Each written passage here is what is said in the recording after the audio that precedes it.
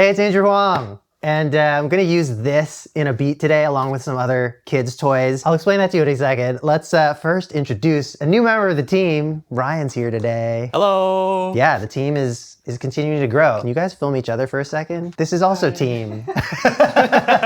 Andrew Huang Mega Corporation. So I've got this lo-fi beat that I started. It's just this like little piano thing and a drum loop. I just found this drum loop on Splice.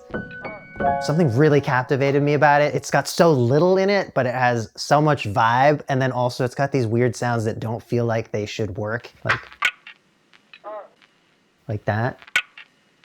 It sounds like someone talking or something. It sounds like a clipped little syllable of someone, but I don't, the second one really reminded me of this. I don't know what that sound actually is, but this is exactly what it feels like to me, which is really funny. I mean, it's a funny sound. This is a funny looking toy. And so I just thought I'd get a bunch of my kids' other toys in the mix to make a cute little lo-fi beat. I've picked all the ones where like, as I'm playing with my kids, I'm like, that's a really good sound. Like these wooden baskets, there's a lot of, Oh. right? That's the one. It's a very expressive instrument. Yeah. So we've got like this, just like different ways to make the thing open.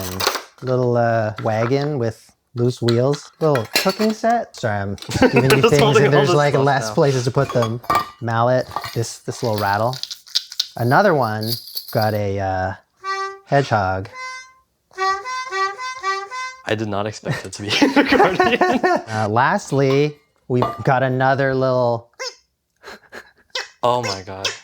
but then also there's like a rim shot Right. kind of thing. Something that we're trying to do today, just for me personally, is figure out why that sound works, because my mind immediately goes to this comical thing. But even so, it like feels like it fits in this lo-fi beat. But then also, I don't know what the original sound was. I feel like there's an instrument where you rub it and it kind of does that kind of a sound. That. All right, so I'm gonna jump on here. Okay. Let's record the cow. It's a really sad one.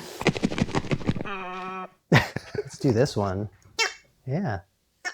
There's like a, yeah. There are so many rim shots. When I listen to this loop, that doesn't sound like normal drums.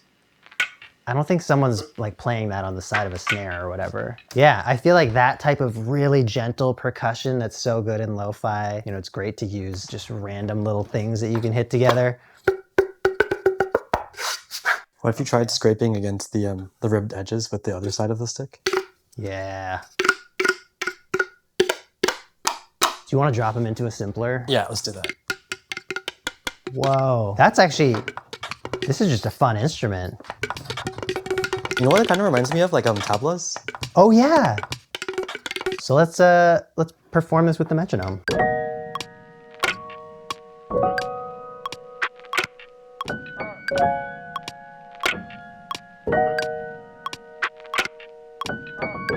What I'm doing here, like we have a perfectly usable splice loop, like it's royalty free, it sounds good, but you know, this is just something that I think is really worth doing, is recreating something that you like and like figuring out, okay, what's the groove of this drum beat, or why did these particular sounds work together, or if I learn how to create them, then I'll be able to use them in other productions. Let's get some other options with these guys maybe. All right. Like I'm definitely going for that flam thing, but also just hitting them so softly helps. Just imagining performing this live with a lot of people with tiny instruments, just doing the littlest movements.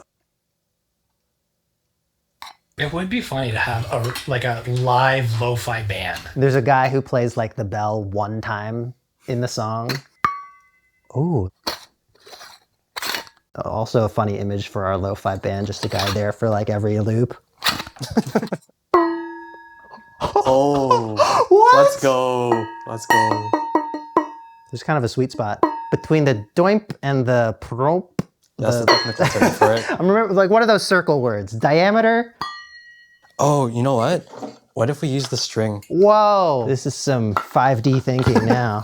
We're just like slowly reinventing the gong. Yeah, we went at it for a while. It was like 8 minutes. That was wow. That's kind of sad. So shakers? Yeah, let's do it. All right, I think we got the best we could out of this. Oh, that. Wait. It when Oh, you the. Okay, we should record that. Good catch. Sweet. Let's other shakers. Okay.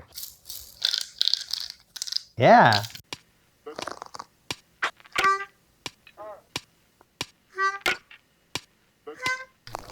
Is this our vinyl crackle? Maybe. Yeah, that could be our vinyl. Could definitely like pitch shift that up and maybe Yeah, that's the vinyl high crackle. pass it. Yeah.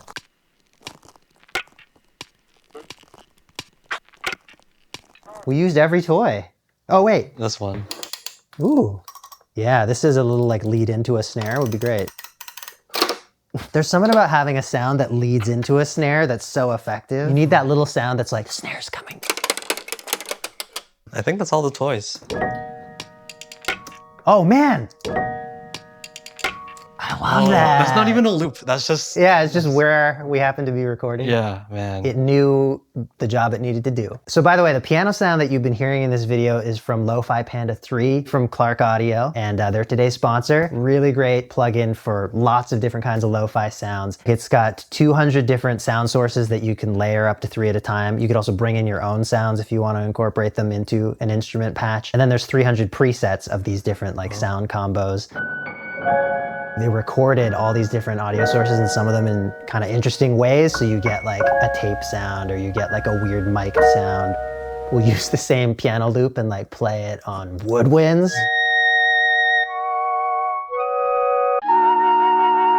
Yes. I'm curious about electric malfunction. Ooh. There's woodwinds, strings, guitar, keys, pads, pianos, bass, and then I'll just show, they've also included a few drum kits. The exact kind of rim shot we're trying to make today. So that's Lo-Fi Panda 3 from Clark Audio. There's a link in the description, and also for the next 2 weeks after this video goes live, you can get 10% off if you use the code LoFiAndrew. And now we're gonna go finish our beat. Okay, what does this track need? We need a kick drum, we need a bass.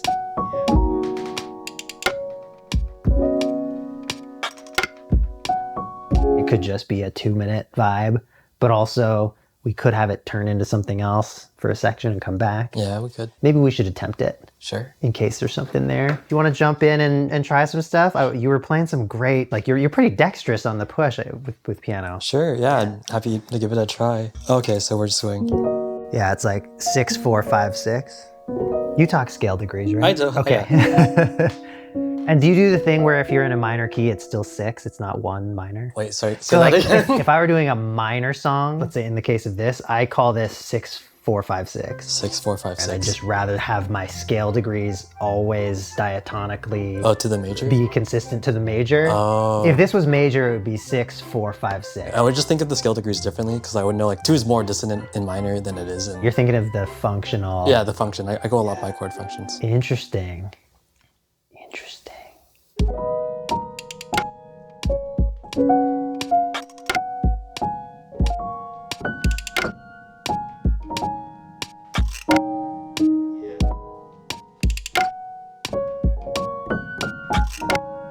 That's beautiful. Thank you. Was that just did you just improv Yeah, I that? just improv that. MIDI capture. Oh, no. We had a crash. Oh, What is man. happening? It's okay.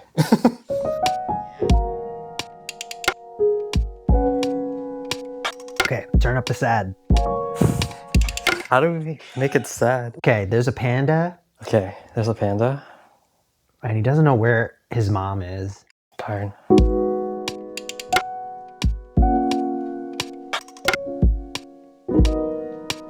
Yeah. Yeah, okay. We have almost everything we need there. I might adjust a chord or two. Back in the day, because I'm not a jazz pianist, and back in the day when I was doing song commissions, I would just take like any job that came my way. So if someone was like, oh, can you do some jazzy piano? I'd be like, sure, yeah, no problem. But I couldn't afford to hire people back then either. And I would literally just be like, Right. and then edit all the MIDI. It would take so long, but that's how I would like get those jazz piano music production writing gigs. No notes are wrong notes in jazz. Yeah. Yeah. Except when they are. Okay, I think we'll just get a bit of bass playing. What is a lo-fi bass sound? I mean, this might be like my hearing issues, but I don't know what Right. a good bass sound would be to fit with this. Or you could work on finding the sound. Yeah, I'll find the Okay, sound. I'm going to get some pedals out. Okay. So I want to do something. Okay, let's go find that bass. Which pedals are going to be? Let's make our own bass. Sound design. Okay. I want to use, going Chase Bliss today. Mood into Generation Loss, I think, is going to add this like texture that I'm feeling.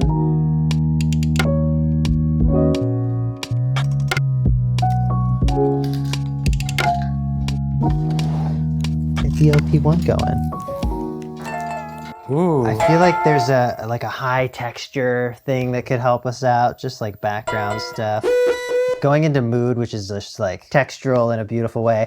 And then Generation Loss is just degradation and, you know, tape modeling and old TV modeling. Okay.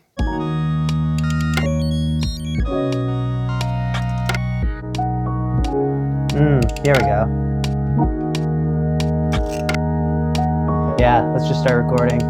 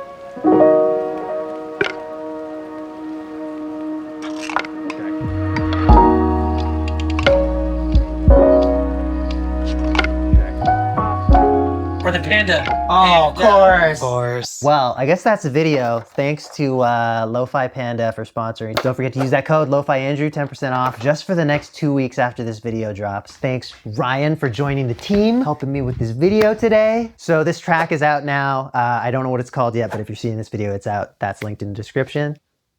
I was just so confused. Like, why is he turning around? You haven't looked at the back of my head all day?